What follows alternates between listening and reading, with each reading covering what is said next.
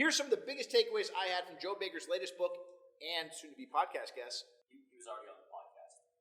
Oh, okay. What if I told you we're thinking about talent all wrong? Joe Baker's the director of the Lifespan Performance Lab at York University in Toronto, Canada. He knows a lot about athlete development, and in his latest book, The Tyranny of Talent, How It Compels and Limits Athletic Achievement and Why You Should Ignore It, he talks at length about how the word talent and our adoption of the concept may in many ways hold back our people, our players, our workers, and why we should rethink the word altogether. Here are some of my hits and misses from the book, The Tyranny of Talent by Joe Baker. Talent is not a single thing, it's the reflection of a collection of often disparate variables manifesting into displays of performance that have meaning at specific points in time and for each individual. When we conceptualize talent as a generally fixed capacity needing to be, quote, identified and then nurtured in an optimized environment to ensure the talent reaches its potential, we do a disservice to the complexity of the phenomenon. Most systems have been created out of logistical and administrative convenience rather than grounding in the sciences of human nature and development. LMS. Positioning talent as a multi-dimensional property present at birth doesn't mean it's fixed or incapable of interacting with diverse environmental stimuli. In fact, an individual's sensitivity to how they respond to different environments is likely a key factor in understanding why some may seem equal in potential early in development and other end up at different endpoints. When access to resources is positioned as critical for understanding development, inequalities in access are magnified, not reduced.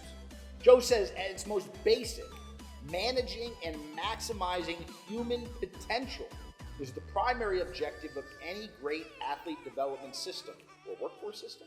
An individual's talent for a domain is something that emerges and evolves across development and is nearly impossible to identify early. One of the challenges with talent is it puts people into certain pathways where some get more training and more access to higher level training than others. The key element of a deliberate practice framework, one that gets the best results, is that the quality of one's engagement in the activity is critical for maximizing learning and adaptation. He goes on to say, impressive effort and motivation are not enough.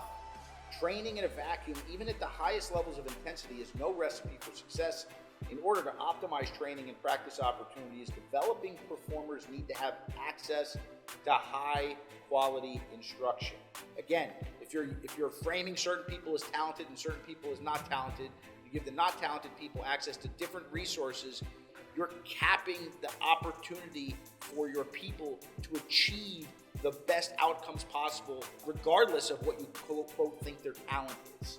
Most coaches or sports administrators do not receive explicit instruction on how to select, what to look for and why, or how to manage deselected athletes, just like our workforce. I had no idea what to do. Coaches in sports systems may also choose to invest in parallel development structures to explicitly focus on those who are near the selection cutoff and or those who are missing qualities that are highly trained. Joe says the coach's job doesn't stop at deselecting an athlete from the team. If anything, progressive and thoughtful coaches may choose to become more engaged by developing approaches to help athletes with current gaps in their performance. So here's the deal. The Tyranny of Talent. I think it's a perfect reading for anybody out there that's thinking about developing their people, not only because you can think about how in a different domain they think about development, but you're also going to see the parallels that carry over into our workforce. One of the most powerful takeaways for the book for me is not any misses from Joe Baker, it's the misses for our workforce.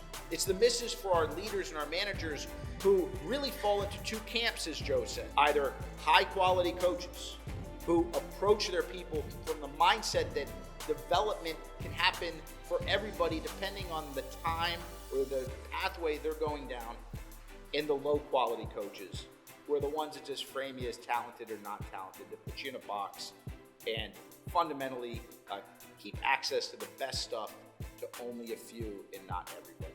You got high quality coaches, you got low quality coaches. I guess the question is, which one are you? Now, back to work.